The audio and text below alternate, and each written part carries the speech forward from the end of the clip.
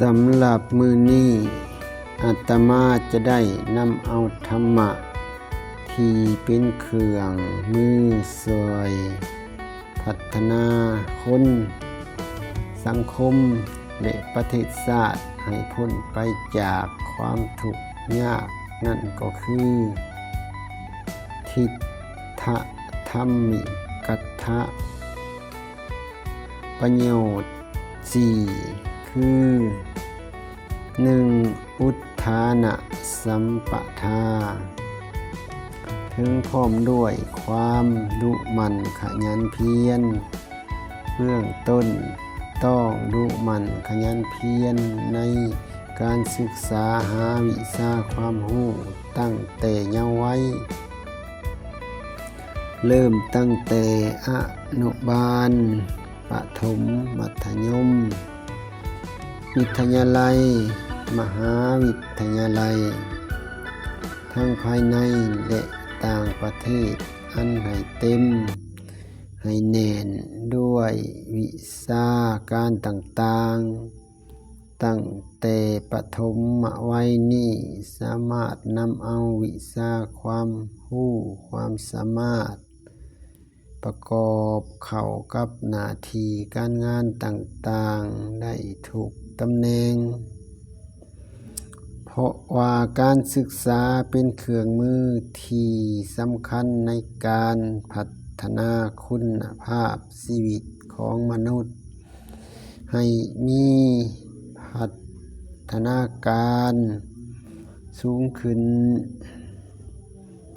จากดินสู่ดวงดาวหมายถึงเมื่อมีวิชาความรู้ความสามารถสูงแล้วเป็นได้ทุกอย่างทุกเรื่อง 2. ดุหมั่นขยันเพียรในการทำงานทำการทั้งเวียกงานส่วนตัวและส่วนรวมของชาติด้วยความตั้งใจซื่อกงต่อเวลาบ่ปะถิ้มเวียกงานให้ค้างคาหยุดย่อนบ่เฮ็ดเวียกงานตามอารมณ์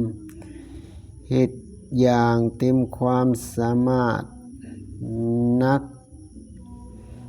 เอาเบาสู่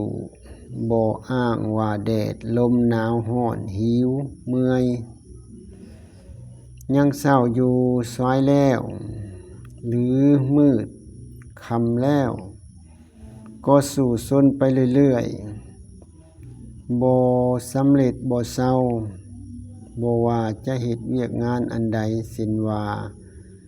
จะเป็นการปลูกผักเลี้ยงสัตว์หัตถกรรมและอื่นๆก็ให้เฮ็ดหลายๆจนเหลือกินเหลือใช้และขายเป็นสินค้าหากำไรและสุดท้ายดุหมั่นในการสอกแสวงหาทรัพย์สมบัติทั้งกลางเว้นและกลางคืนด้วยความซื่อสัตย์สุจริตมื้อเช้าขายแพงมื้อแลงขายถูกเมื่อเฮ็ดแบบนี้ย่อมได้มาซึ่งทรัพย์สมบัติมั่งคั่งและมั่งมี